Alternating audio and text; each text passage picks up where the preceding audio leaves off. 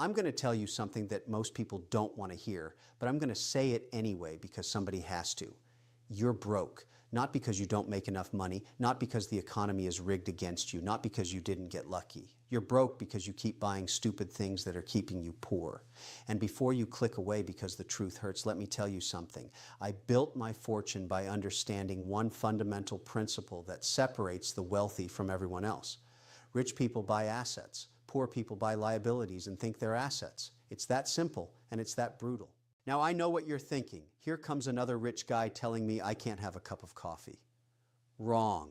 This isn't about coffee. This is about 5 specific categories of purchases that are absolutely destroying your financial future, and I'm going to break them down for you right now. But first, I need you to do something. If you're serious about building wealth, if you're tired of living paycheck to paycheck, if you want to actually retire one day instead of working until you drop dead, then hit that subscribe button right now. Join this community. We're building something here, a group of people who understand that money is a tool, not a toy. Let me start with the first thing you need to stop buying immediately. Brand new cars. Oh, this one makes people angry, but I don't care. Buying a new car is one of the dumbest financial decisions you can make, and I'm going to prove it to you with simple math. The second you drive that car off the lot, it loses 20 to 30% of its value. Gone. Evaporated. You just lit thousands of dollars on fire for the privilege of having that new car smell. Within the first year, you're down 30%. By year 3, you've lost 50% of what you paid. You're not buying transportation, you're buying depreciation wrapped in sheet metal. But here's what really kills me. People finance these cars. They take out loans at 5, 6, 7% interest to buy something that's losing value faster than ice cream melts in July. You're paying interest on an asset that's depreciating. That's financial suicide. And don't even get me started on the people who lease. Leasing is the absolute worst. You're renting a depreciating asset, which means at the end of the lease, you have nothing. Zero equity. You gave the dealership thousands of dollars for the privilege of borrowing their car. Congratulations, you just made the dealership owner rich while you stayed broke. Now I can already hear the excuses. But Kevin, I need a reliable car. I have kids. I need to get to work. Of course you do. Buy a 3-year-old certified pre-owned car. Let somebody else take the depreciation hit. You get a reliable vehicle, often still under warranty for half the price. That's called being smart with your money. That's what rich people do. We don't care about impressing the neighbors. We care about building wealth. You know what I did when I was building my first company? I drove a beat-up old car that barely ran. Did it hurt my ego? Maybe a little. Did it hurt my bank account? Not at all. And that's the difference. Poor people spend money to look rich. Rich people spend money to get richer. Which one do you want to be? Because you can't be both. The car you drive says nothing about your wealth. The balance in your investment account, that tells the real story.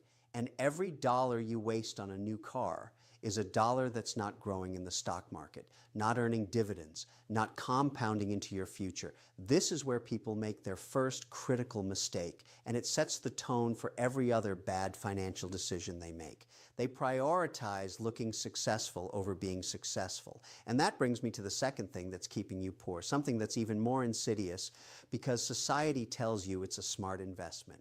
The second thing you need to stop buying is too much house. Now, this is going to upset a lot of people because we've been fed this lie for generations that your home is your biggest asset. Wrong. Your home is your biggest liability. Let me explain something to you. An asset puts money in your pocket. A liability takes money out of your pocket. Your house, the one you live in, takes money out of your pocket every single month. Mortgage payment, property taxes, insurance, maintenance, utilities, landscaping, repairs. It's a money pit, and the bigger the house, the bigger the pit. But Kevin, real estate always goes up in value, does it? Ask the people who bought in 2007 and watched their home values collapse. Ask the people who are underwater on their mortgages right now. Real estate goes up sometimes in some markets if you're lucky, but even when it does go up, you can't access that equity without selling the place you live in or taking out a loan against it, which is just more debt. And let me tell you something about debt. Debt is a tool that makes rich people richer and poor people poorer. When you borrow money to buy stocks or build a business, that's good debt because you're leveraging to acquire assets. When you borrow money to buy a bigger house than you need, that's bad debt because you're leveraging to acquire a liability. Here's what kills me. People stretch themselves to buy the biggest house they can possibly afford. The bank approves them for $500,000, so they buy a $500,000 house. That's insane. The bank doesn't care about your financial future. The bank wants you in as much debt as possible because that's how they make money. They're not your financial advisor. They're your creditor. And creditors want you owing them for the next 30 years. That's 30 years of interest payments flowing into their pockets. Do you know how much you actually pay for a $500,000 house with a 30-year mortgage? Try over $800,000 when you factor in the interest. You're paying $300,000 extra just for the privilege of borrowing money. That's not building wealth. That's transferring wealth from your pocket to the bank's pocket. Now here's what you should do instead.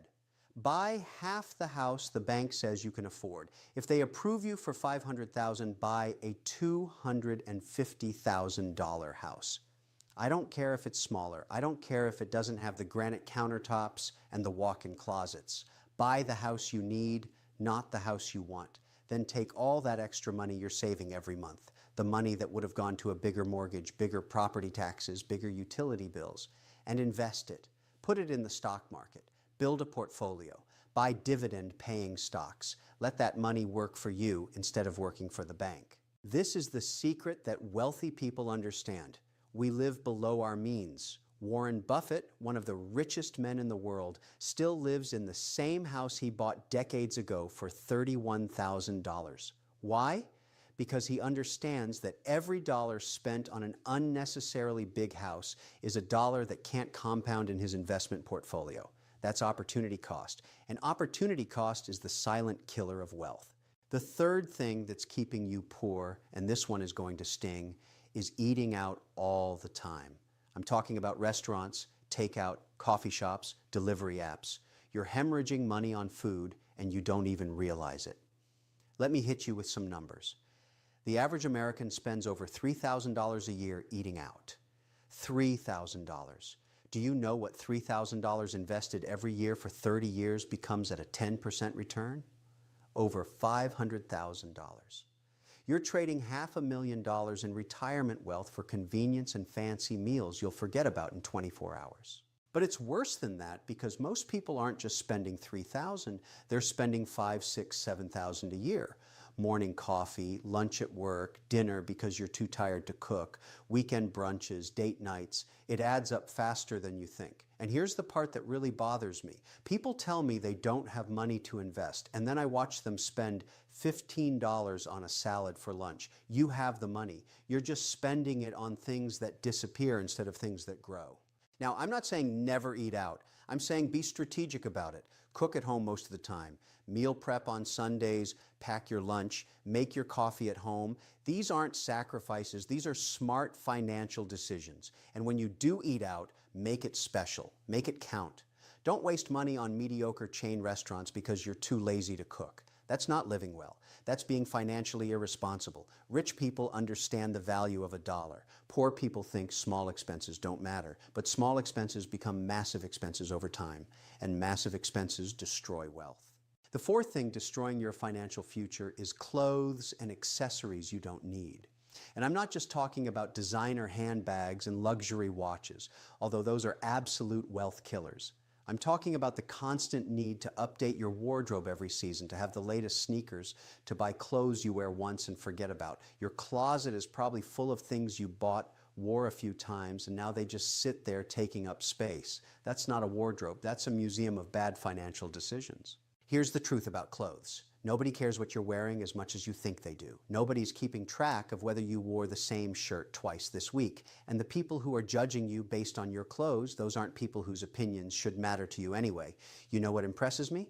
A fat investment portfolio, a growing net worth, financial independence, not a $1,000 pair of shoes that'll be out of style in 6 months. But this goes deeper than just clothes. This is about the mentality of consumption. We live in a society that tells you buying things will make you happy. New phone every year, new outfit for every occasion.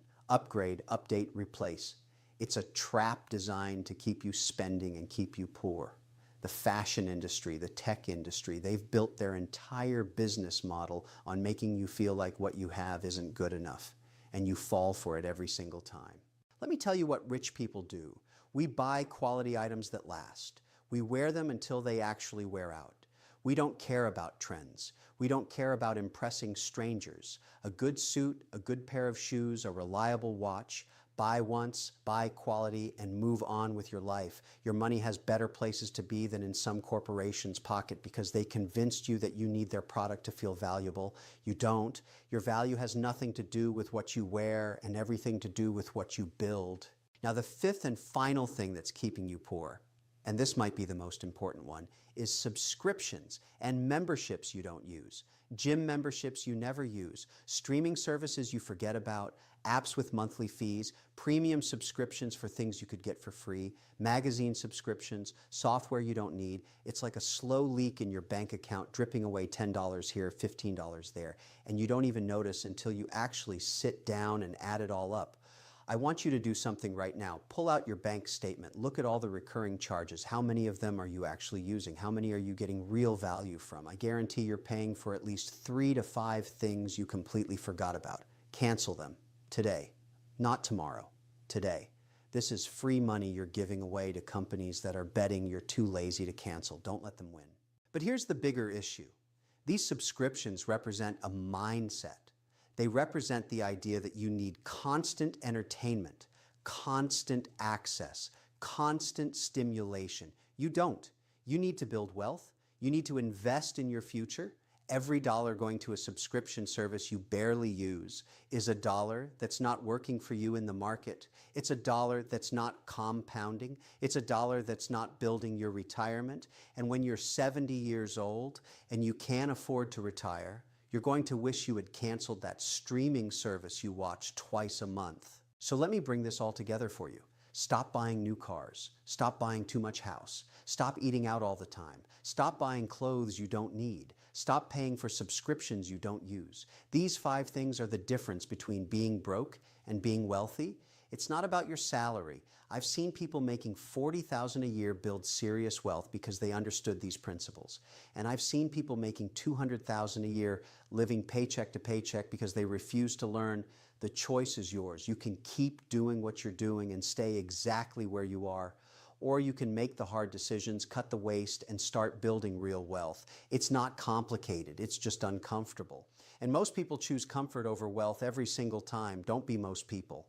Now, if this video opened your eyes, if you're ready to stop making excuses and start making money, I need you to take action right now. Smash that like button. Tell the algorithm that this content matters. Leave a comment below and tell me which of these 5 things you're guilty of. Be honest. We're all learning here. And if you haven't subscribed yet, what are you waiting for? Hit that subscribe button. But don't stop there. Become a member of this channel. When you become a member, you're investing in financial education. You're joining a community of people who are serious about wealth building. We're going to keep bringing you the truth, the strategies, the no-nonsense advice that actually works. Money doesn't care about your feelings. It doesn't care about your excuses. It only cares about the decisions you make. So make better decisions. Stop buying stupid things. Start building wealth. That's how you win. That's how you get rich. Now get out there and